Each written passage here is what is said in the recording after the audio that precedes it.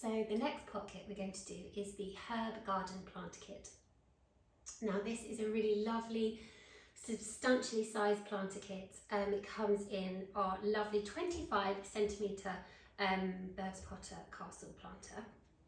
So it's a really decent sized kit, quite a big pot, really versatile, something that you will use again and again and again. This is my own personal one, and as you can see, it's a bit sort of, I don't know, rustic looking in that I've used it lots of times. So I personally feel that they just get better and better every time you use them. It gives them so much more character. And yeah, they just look lovely when they're all aged and rustic like this. So in your kit for your large herb garden planter, you will have your rosemary, oregano and thyme, and then your gravel, compost and moss, and your pots of course. So the idea of this kit is that as we're moving into sort of warmer weather, we're maybe sort of socialising, friends and family coming over when the weather's sort of a bit warmer. And I just chose these herbs because for me personally, they're what I use a lot in my cooking. And I think they're a really lovely summer herb to use when you have, barbecues, or if you're doing, a pizza oven, or, just hosting people over at your homes. So this is an indoor or outdoor kit. You can have it on your, kitchen island or on the side by your cooker. So yeah, just again, something that we did last year that just you all loved so much, and yeah, definitely wanted to bring it back for early summer. Okay, so let's begin planting up.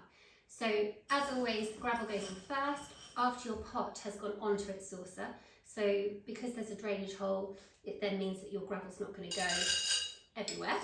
So pop your pot on the saucer first, and then just add in your gravel. Just use all the gravel that's in your kit, and then add in a layer of compost on top of the gravel.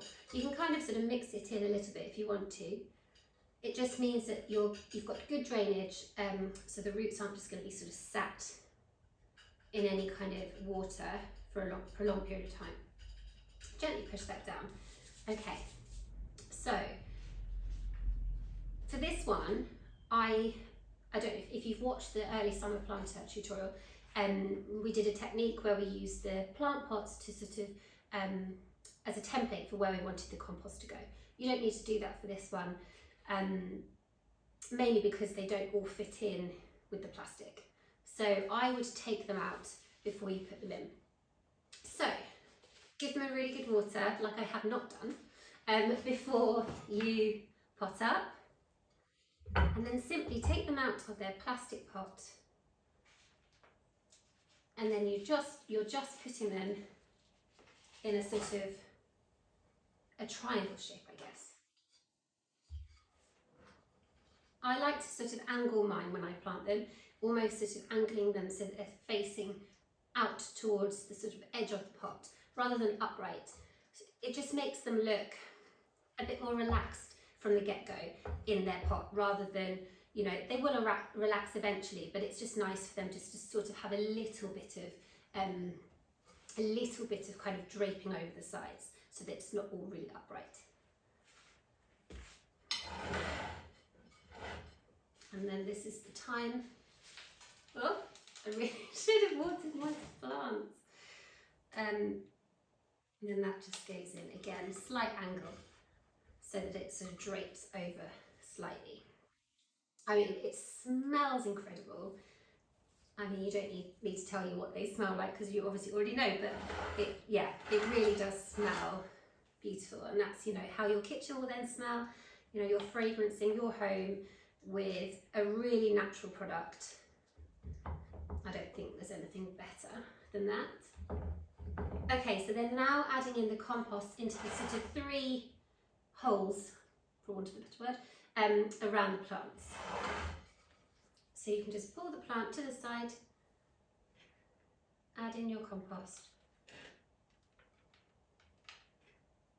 and then just gently push down.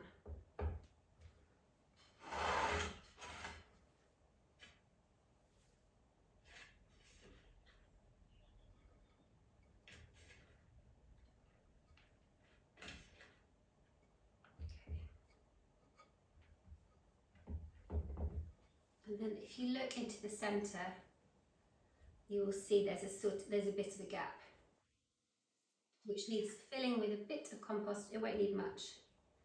And then again, just pushing that down slightly.